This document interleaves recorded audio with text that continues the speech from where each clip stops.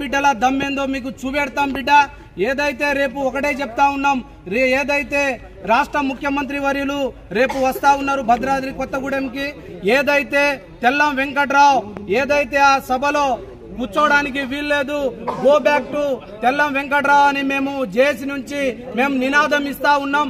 ఏదైతే ఖబర్దార్ బిడ్డ, ఏదైతే మీ లబ్ధి కోసం ఏదైతే జాతి బిడ్డలను ఆగమాగం చేయాలని, ఏదైతే గిరిజన బిడ్డల మీద చిచ్చు పెట్టాలని చూస్తే ఖబర్దార్ అని మేము హెచ్చరిస్తా ఉన్నాం। ఏదైతే భారత రాజ్యాంగం ప్రకారంగా వచ్చిన మా హక్కుని కాల రాసేది మీ అధికారం లేదు। ఏదైతే సుప్రీంకోర్టుకి పోయినా కూడా ఏదైతే పార్లమెంట్ లో ఆర్డినెన్స్ పాస్ అవ్వాలి, అది చదువుకున్న మేధావులకి అందరికీ తెలుసు। కానీ మీరు చదువుకున్న మూర్ఖులో లేకపోతే మీకు అవగాహన లేదో అదే అర్థం కావట్లేదు। ఏదైతే గతంలో కూడా ఈ అంశాన్ని లేవనెత్తారు, కానీ వాళ్ళు ఏ కాలగర్భంలో కలిసిపోయారో అందరికీ తెలుసు।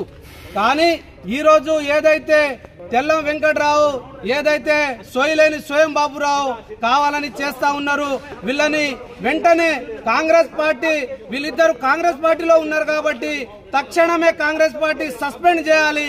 లేని ఎడల ఏదైతే కాంగ్రెస్ పార్టీలో ఉన్న ముఖ్యమంత్రి వర్యులు మరి ఏదైతే తెలంగాణ రాష్ట్రంలో 119 నియోజకవర్గాల్లో 64 నియోజకవర్గాల్లో మా లంబాడి బిడ్డలు మెజారిటీగా ఓట్లేసి మరి ప్రభుత్వాన్ని గద్దెనెక్కించారు।